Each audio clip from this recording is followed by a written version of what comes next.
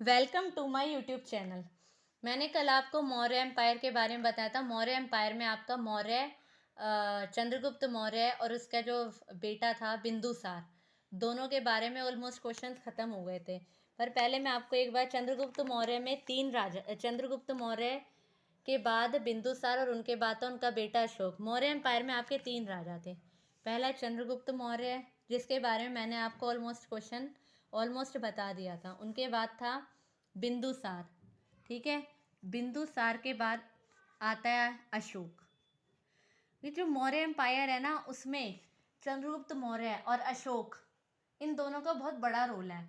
क्योंकि जो चंद्रगुप्त मौर्य है, इन्होंने मौर्य एम्पायर की स्थापना की थी और अशोक के टाइम पे मौर्य एम्पायर ख़त्म होता है, ठीक है। अब चंद्रगुप्त मौर्य, बिंदुसार और अशोक। चंद्रगुप्त मौर्य का जो शासन काल था वो था आपका 322 BC से, ठीक है, 298 BC तक। BC आपको पता है उल्टा चलता है, BC बिफोर क्राइस्ट है, और AD आपका सीधा चलता है, तो बिफोर क्राइस्ट में आपको हमेशा अपोजिट लेकर चलना होता है, ठीक है।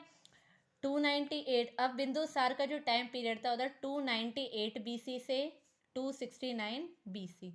अब बिंदुसार की मौत के बाद अशोक राजा बना था। बिंदुसार की मौत के बाद अशोक राजा बनता है 269 BC में, ठीक है। अशोक का जो वास्तविक राज्याभिषेक होता है वो होता है 269 BC में। अपनी गद्दी पर बैठने के कितने सालों बाद अशोक ने कलिंग का युद्ध लड़ा। अशोक का और कलिंग के युद्ध का बहुत बड़ा, कलिंग के युद्ध का रोल है अशोक की लाइफ के अंदर, ठीक है। अशोक ने 261 BC में कलिंग का युद्ध लड़ा, ठीक है। 261 BC में कलिंग का युद्ध हुआ था। कलिंग के युद्ध में अशोक जीत तो जाता है, लेकिन बहुत सारे लोगों की मृत्यु हो जाती है। तो वो कलिंग के युद्ध के बाद बौद्ध धर्म को अपनाता है, ठीक है।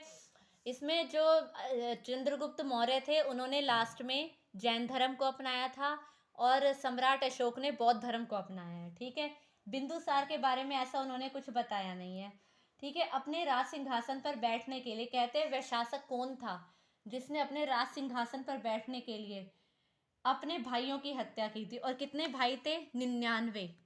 सम्राट अशोक ने सिंहासन पर बैठने के लिए अपने 99 भाइयों की हत्या की थी, तब वो जाकर गद्दी पर बैठा था, ठीक है।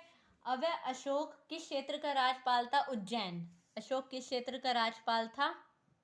उज्जैन, ठीक है।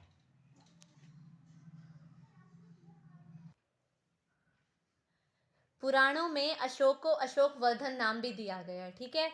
अशोक का नाम अशोक वर्धन भी है। जो 18 पुराण है हमारे, अशोक वर्धन, ठीक है। अशोक वर्धन नाम दिया गया है 18 पुराणों में, ठीक है। अब अशोक ने खुद के लिए क्या शब्द इस्तेमाल किए? एक अभिलेख है, उस अभिलेख का नाम है मास्की अभिलेख।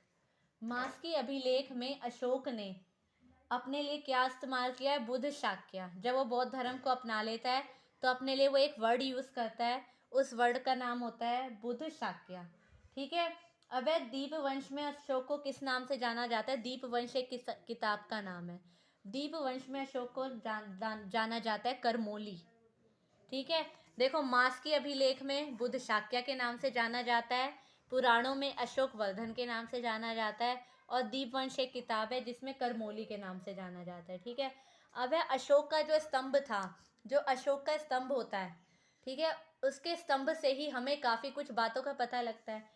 अब उसके स्तंभ का पता किसने लगाया था? उसके स्तंभ का पता लगाया था टीफे थ्रेलर। टीफे थ्रेलर नाम था उसका। पता लगाया था 1750 में। टीफे थ्रेलर के नाम पे पता लगाया था। और पढ़ा किसने था? इसमें दो टाइप के क्वेश्चन बनते हैं। एक है पता किसने लगाया था, दूसरा पढ़ा किसने था।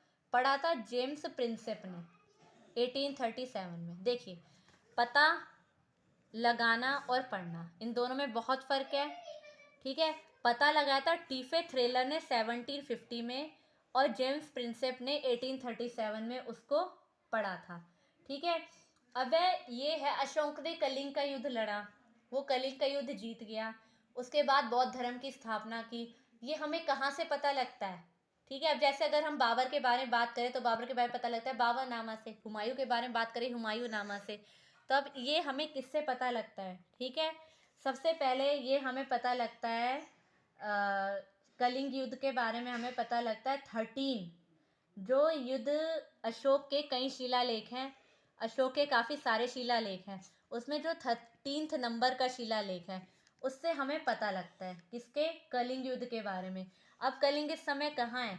कलिंग इस समय उड़ीसा में। कलिंग इस समय उड़ीसा में है, ठीक है। अब इसके बारे में इसके आगे मैं आपको नेक्स्ट वीडियो में बताऊंगी। धन्यवाद।